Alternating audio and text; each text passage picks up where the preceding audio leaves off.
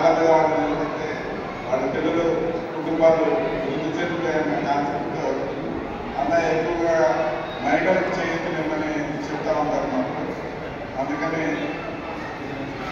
ఏదైనా తోపుడుపడి కానీ పిటిషన్ కానీ ఇవన్నీ కూడా మహిళల కోసమే ఎక్కువగా మేము చేస్తూ ఉంటాం.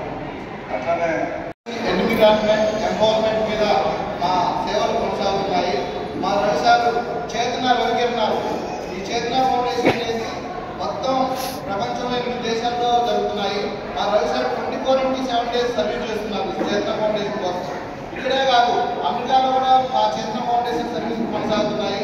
అమెరికాలో పగులు అమెరికాలో సర్వీస్ చేసి రాత్రి పూట మా సార్ ప్రతిరోజు మాతో మాట్లాడి ఇక్కడ ఫాలోఅప్ చేసి ఇక్కడ ఇండియాలో ప్రతి సర్వీస్ కొనసాగడానికి రవిసార్ గారు ఎంతో కృషి చేస్తున్నారు. 24/7 ఇలాంటి వాళ్ళందరూ ఇంకా ఇలాంటి అందరూ దేశం అంతా ఇలాంటి వస్తే ఇంకా చాలా బాగుంటుంది. ఇది తీసుకుని మీ అందరూ కూడా మంచిగా ఉపయోగించుకున్నప్పుడే మా సాటిస్ఫాక్షన్ వాళ్ళు ఇవ్వడంతో అయిపోతారు. దీన్ని మీరు ఉపయోగించుకుని మళ్ళీ మాకు కనపడినప్పుడు మీరు హ్యాపీగా మీ పిల్లలు దానివల్ల ఉపయోగించుకున్నప్పుడు మళ్ళా ఇంకా కొంతమందికి ఇవ్వాలి అనేది మాకు కలుగుతుంది. అది మీరు చేస్తారని అనుకుంటున్నాను మంచిగా. అలాగే ఖమ్మం అనేది మాకు ఆఫీస్ ఇక్కడ ఉంది. ఇక్కడ మంచి మంచి తుమ్మాల గారి ఇలాంటి వాళ్ళు ఉన్నారు. వీళ్ళందరూ ప్రోత్సాహంతో ఇంకా ముందు మంచి మంచి ప్రోగ్రామ్స్ అది తప్పకుండా ఇప్పుడు ఖమ్మం అనేది మాకు ఒక ఇది ఇలాంటివి తప్పకుండా ఇంకా మంచి ప్రోగ్రామ్స్ తప్పకుండా చేస్తాం.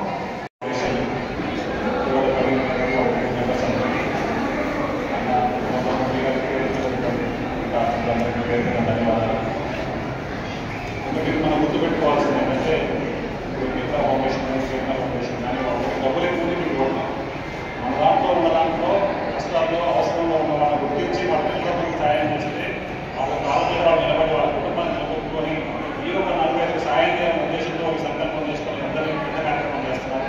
తప్పకుండా మీకు వచ్చినటువంటి ఈ విషయం ద్వారా మీ కుటుంబాన్ని నిలబెట్టుకొని మీ పక్కన ఉన్నటువంటి మీ నేబర్స్ కావచ్చు, మీ బంధువులు కావచ్చు, వాళ్ళకి ఎంతో కొంత సహాయం చేసి ఆర్థిక సాయం మీద ఎక్కడ మరో ధైర్య సహాయం చేసినా కూడా మనం చేసినటువంటి కార్యక్రమానికి గుర్తింపు ఉంటుంది. తప్పకుండా ఇటువంటి కార్యక్రమాలు అనేక చేస్తామని ఈ సందర్భంగా హామీ ఇస్తూ ఈ పనిముట్టును మీరు మంచిగా ఉపయోగించుకోవడం ఒకసారి